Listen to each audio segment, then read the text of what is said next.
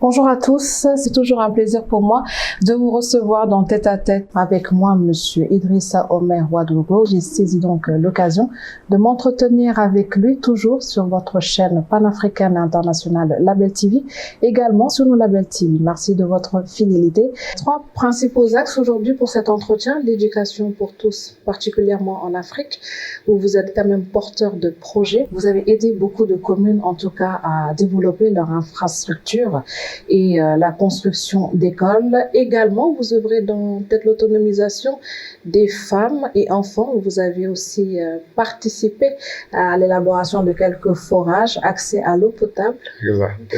Et vous aidez aussi la diaspora, les étrangers et les enfants issus de l'immigration à s'intégrer, notamment en France, en Allemagne, sans compter le social et le bénévolat. Oui. Pour revenir essentiellement sur l'association donc ABED, pour rappel, vous êtes un peu partout sur le continent, hein. Vous êtes au Sénégal, au Burkina, également au Bénin, Togo, Kenya, Madagascar, Côte d'Ivoire, Niger, Cameroun, pour ne citer que cela. Comment ça fonctionne dans ces différents États? Alors, merci bien. Oui, en tout cas, pour revenir à l'initiative, effectivement, c'est parti d'un constat au Burkina Faso que les jeunes, les orphelins et enfants vulnérables avaient un besoin crucial. Au regard de la pandémie du VIH-Sida, donc il y avait des orphelins qui souffraient au niveau du Burkina Faso. Moi-même, j'ai eu à servir mon État. J'étais éducateur social en son temps. Donc, après ma formation de 3 ans, j'ai vu que l'État burkinabé ne pouvait pas tout faire. Donc, l'idée est venue de créer une association afin d'apporter mon concours pour soutenir ce groupe cible fin qui est vraiment vulnérable, hein, qui est l'enfance en difficulté, aussi la jeune fille. Donc, partant de ce constat que le besoin est réel au Burkina Faso, donc on a pris l'engagement d'apporter notre pierre dans la construction, dans le soutien au niveau du Burkina. Et depuis 2007, je suis allé en Allemagne, je suis resté dans le cadre des études, donc j'ai fait ma maîtrise en travail social à Hambourg, dans la région du Nord, et là-bas je suis resté, je travaille actuellement. Donc l'idée est venue depuis 2008 de mettre en place une structure au niveau national, au niveau de l'Allemagne, afin d'apporter des soutiens, des aides financières, d'apporter un appui technique à l'initiative de base qui est ABED Burkina Faso. Alors, donc, partant de ce constat, je reviens seulement juste pour faire comprendre que, en disant que c'était ABED Burkina Faso que l'idée est partie, parce qu'on a vu que le besoin était réel, et avec des amis, des proches, on s'est rendu compte que non, c'est pas seulement le Burkina Faso. Le besoin était réel un peu partout en Afrique. C'est ça qui m'a beaucoup touché avec l'approche. Moi, je dis souvent l'amitié. C'est important. Et l'éducation aussi, paraphraser avec Nelson Mandela qui disait l'éducation est une arme puissante qu'on peut utiliser pour changer le monde. Donc, je me suis basé sur ça. J'ai dit, bon, je vais continuer dans cette lancée tout en sachant qu'il y a un problème d'intégration au niveau de l'Allemagne pour les personnes issues de l'immigration. Mais au niveau de l'Afrique, je n'ai pas oublié mon pays natal, mon pays d'origine. Mais au-delà du Burkina Faso, le besoin s'est fait sentir dans d'autres pays. Donc, c'est pour cela que j'ai travaillé à mettre avec des partenaires des différents pays, dans les 9 autres pays que vous avez cités, dont le Sénégal.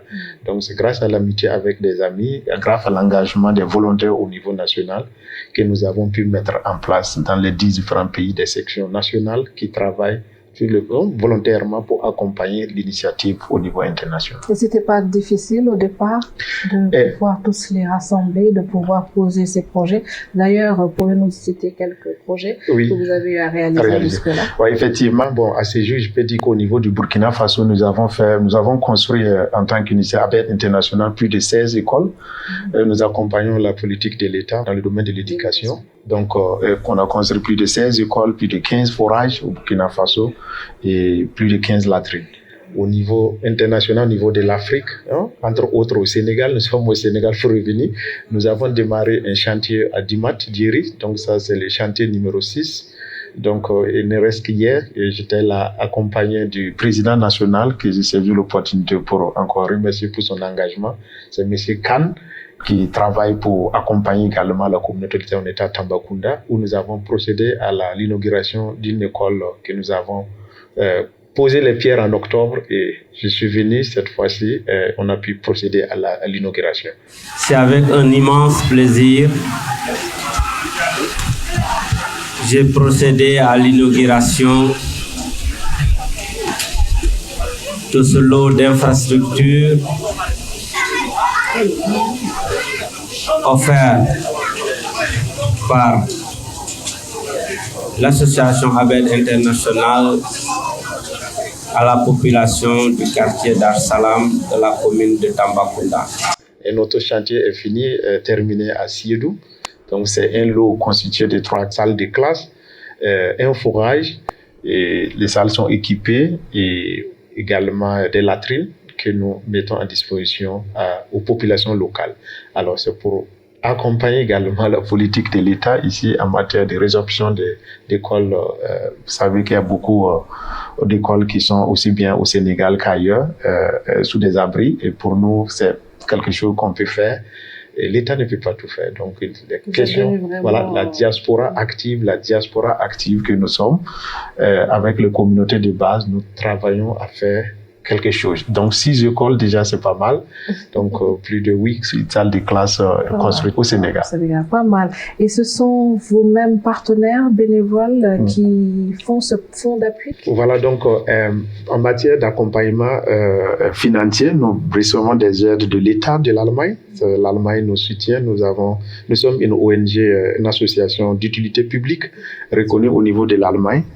Comme ça, nous avons plus de 8 volontaires engagés qui, certains procèdent à la rédaction des projets. On reçoit des projets de part et d'autre des différents pays. Donc, l'accompagnement financier au niveau de l'Allemagne, ça vient de l'État et aussi les fondations privées. Nous avons des fondations privées qui nous accompagnent, telles que Fly and Help. Il y a aussi Mirazac Stiftung. Il y a aussi d'autres organisations locales, fondations locales qui nous accompagnent. Donc, depuis 2007, je crois qu'il faut dire qu'avec la construction d'écoles, de forages, nous sommes à ce jour à un nombre de 45 écoles construites en Afrique et plus 44 forages. Très bien. Est-ce que ces pays ont la même problématique en termes d'éducation, en termes de besoins? Oui, madame, je puisse rassurer, je voyage beaucoup. J'étais à Madagascar, j'étais au Burkina, je suis venu 4 fois ici au Sénégal, un pays que j'aime très bien. Et je suis allé également au Togo, et là, ils ont eu plus de 7 écoles que nous avons construites.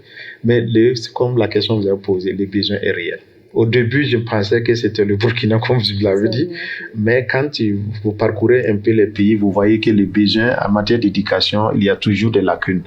Donc, je reconnais bien, personnellement, que les différents États ne peuvent pas tout faire. Donc, c'est un appel aussi à la communauté locale, aux populations de travailler. Donc, pour pouvoir faire quelque chose. Les besoins, les problèmes sont presque les mêmes. Les écoles sont pléthoriques. Les écoles, beaucoup d'abris provisoires, qui restent même provisoires jusqu'à quand? Des fois même ça fait 5-10 ans. On se demande dans quelles conditions. Vraiment, tous mes respects à tous ces enseignants qui travaillent dans ces conditions pour faire acquérir les savoirs aux apprenants. Donc, les problèmes sont les mêmes. À Madagascar, par exemple, nous avons pu construire 8 écoles là-bas, plus de 3 classes chacune. Donc, ça veut dire que plus d'une vingtaine de classes que nous avons pu construire, ce sont des volontaires, ce sont des donateurs allemands qui nous ont soutenus, accompagnés. Et les besoins, on remarque que c'est des écoles pléthoriques, c'est des écoles vieilles qui datent même de la colonisation. Et les conditions dans lesquelles délaissées, délabrées, bon, bref. C'est des conditions dans lesquelles on se dit si quelqu'un arrive à réussir, c'est que vraiment, c'est tous mes respects, c'est de la résilience totale. Donc nous accompagnons, nous essayons de faire. Donc le besoin est réel partout. Je suppose que dans le même besoin, donc les forages aussi et l'accès à l'eau potable pour améliorer ces conditions de vie sanitaire surtout de nos communes.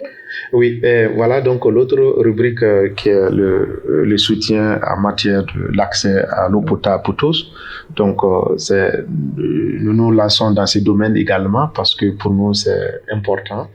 Avec la Covid que nous avons vécu, vous avez vu que l'eau, elle était capitale. Est-ce que laver les mains, faire des trucs comme ça. Donc, nous avons depuis là posé le problème à nos partenaires. Nous aimerions bien aider les différents États bénéficiaires de construction d'écoles, d'infrastructures, d'ABED.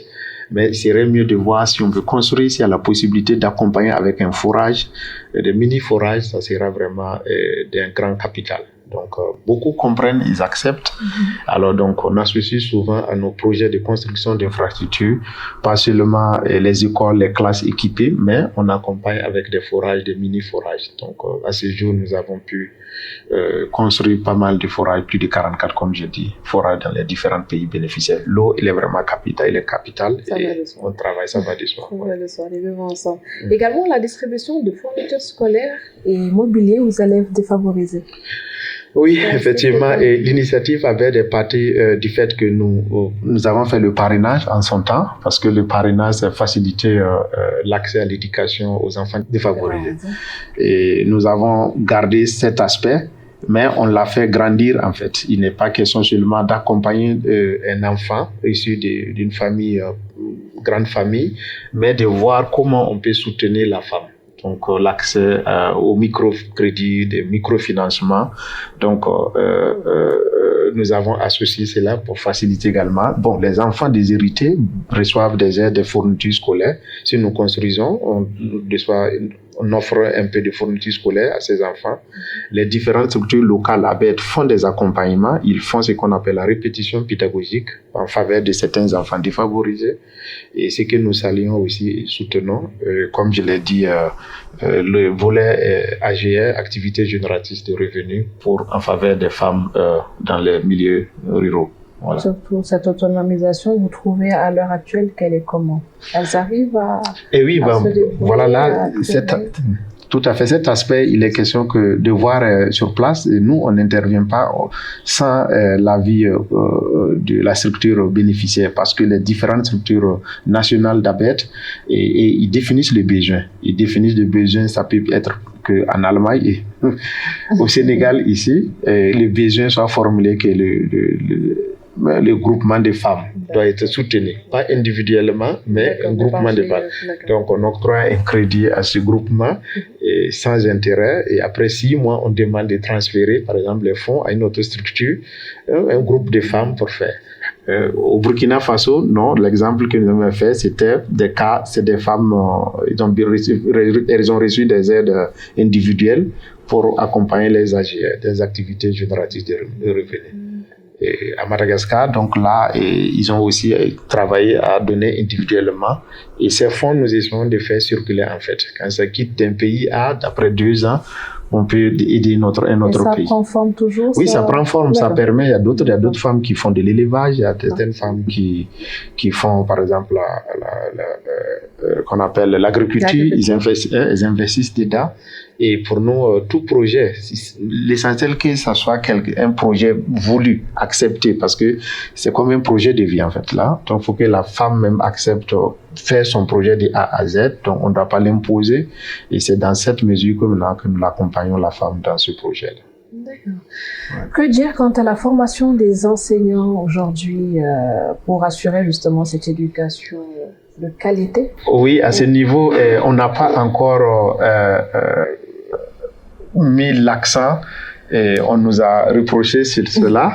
On a dit, bon, bref, nous voulons bien le faire, nous sommes un peu limités. Par contre, ce que nous faisons, c'est qu'il y a des projets où l'État allemand dit, pas seulement la construction d'écoles, pas seulement l'octroi de microcrédits, mais c'est de voir ce qu'on appelle le renforcement de capacités institutionnelles et l'autonomisation. Donc, le capacity building, ça nous permet également de faire des formations.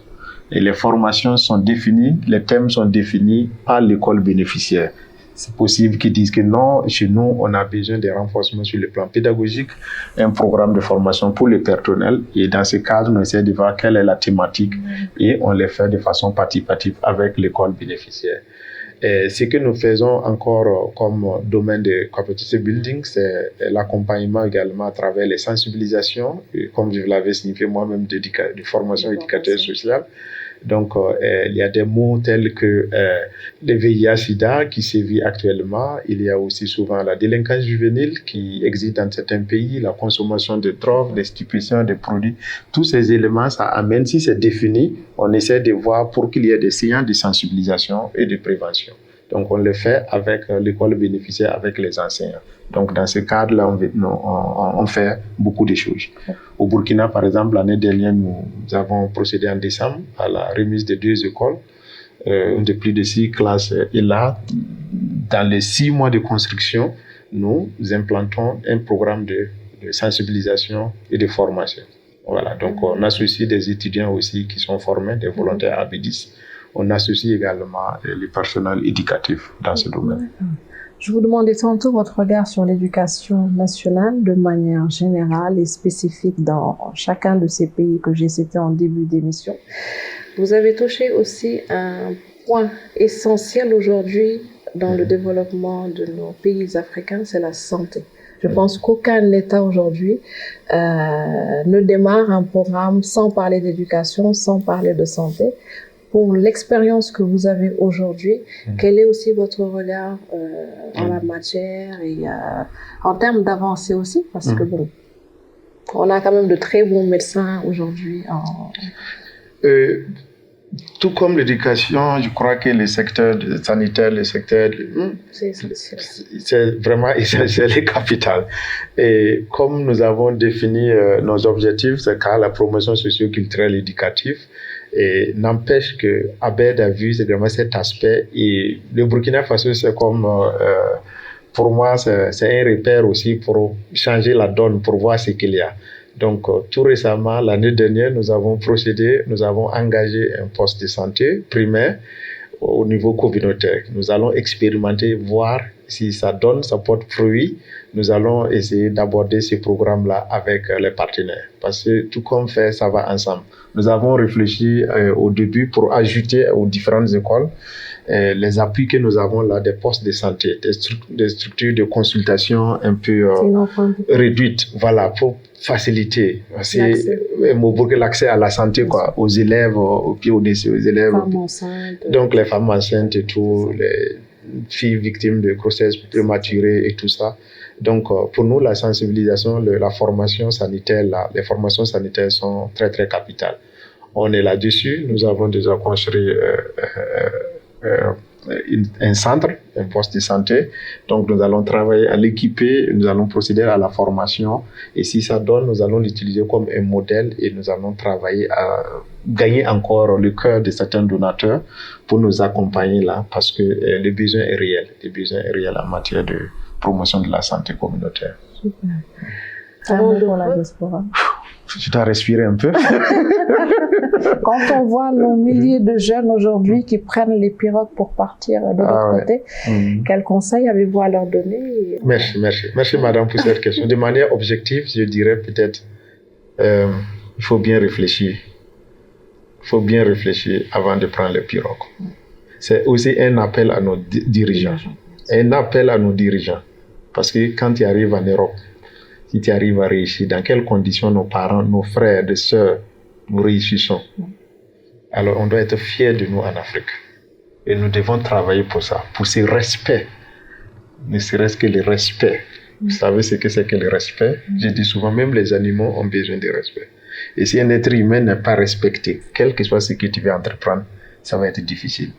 Donc, nous faisons face, c'est bien vrai, que quand on va pour des formations, on est intégré, on est équipé, on est diplômé.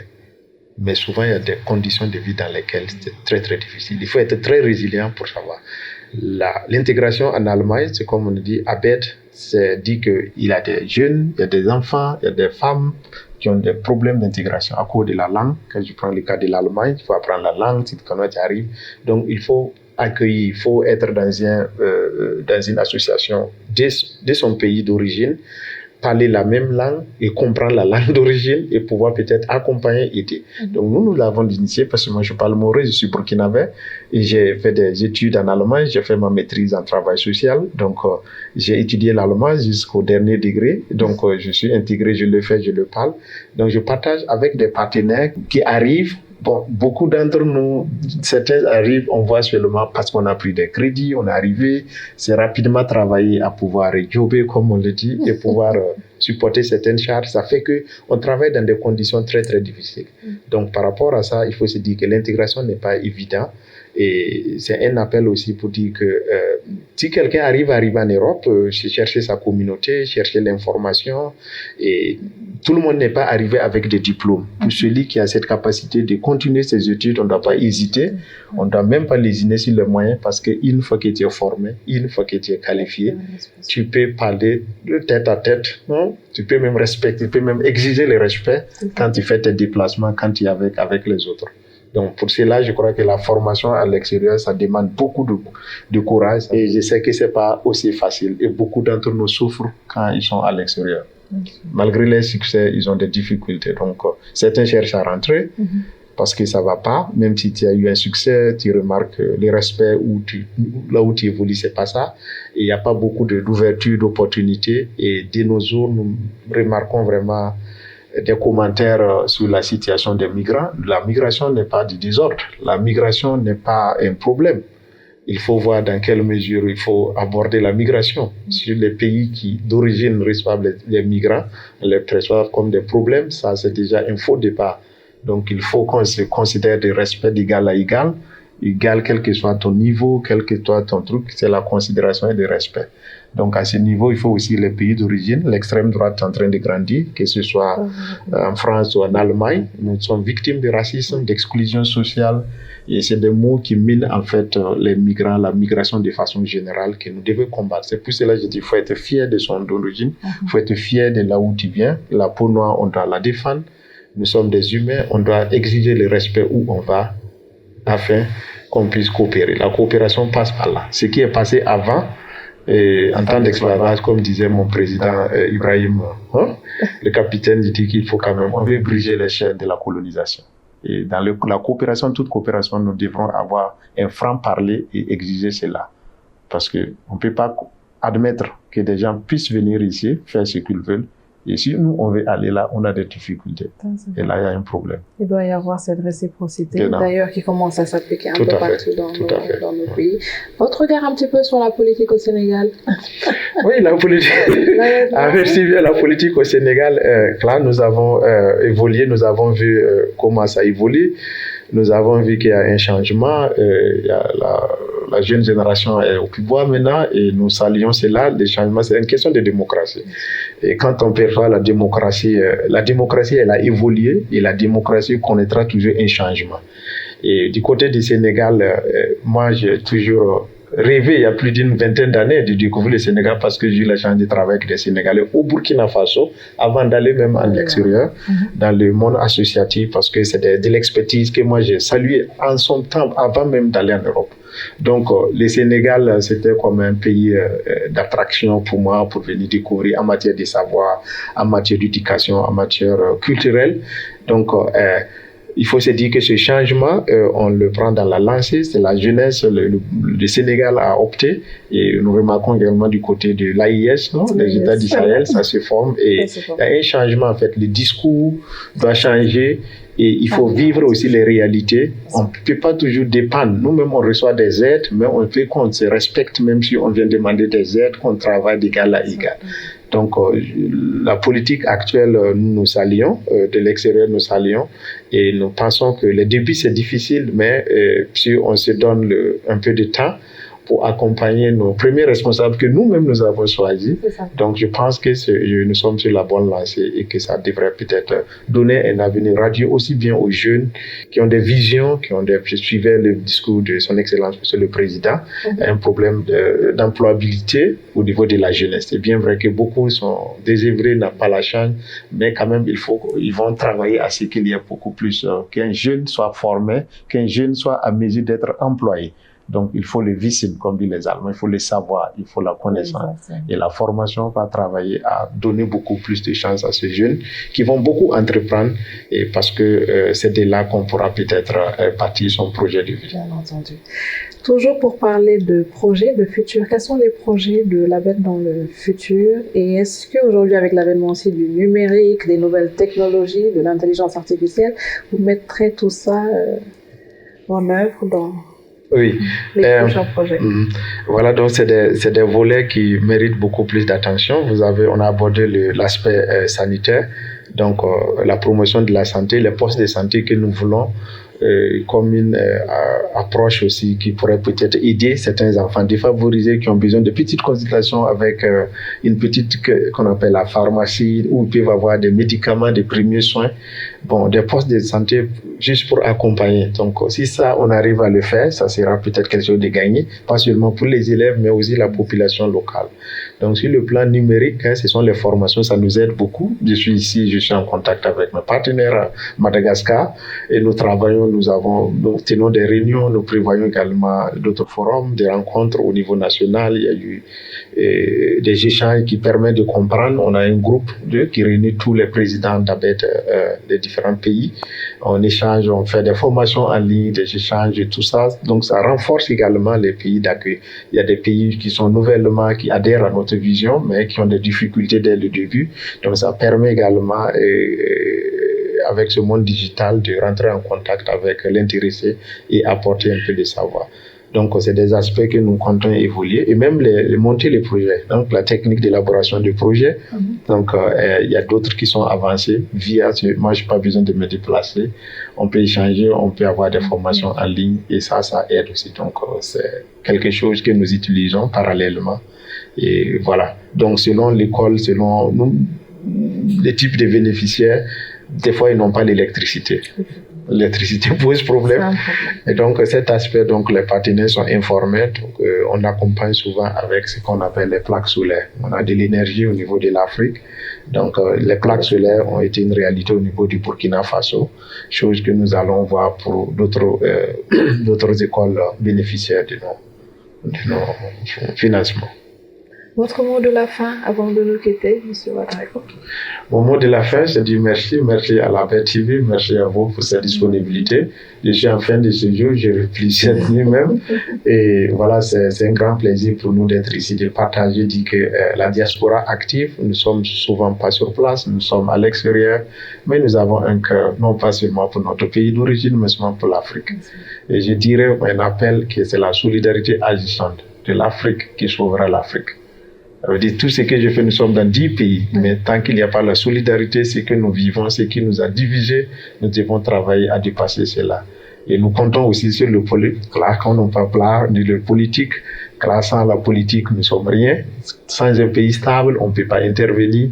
Donc, c'est un appel également aux hommes politiques aussi de soutenir le volontariat de certaines structures au niveau local et aussi permettre la visibilité aussi de nos actions que nous faisons au niveau international. Voilà. Merci beaucoup en tout cas.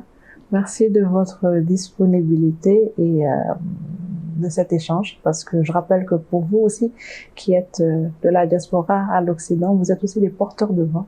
On a besoin de vous entendre, on a besoin de voir concrètement les actions qui sont réalisées. Ça peut booster, ça peut influencer dans le bon sens. Tout à fait. Bon nombre. Oui. Donc, tous mes encouragements pour la suite. Et puis, au plaisir de vous revoir, certainement. Merci sur bien. la ABET TV. Ouais. Merci à vous aussi qui nous avez suivis. Je vous donne rendez-vous prochainement avec un autre thème et un autre invité. À très vite.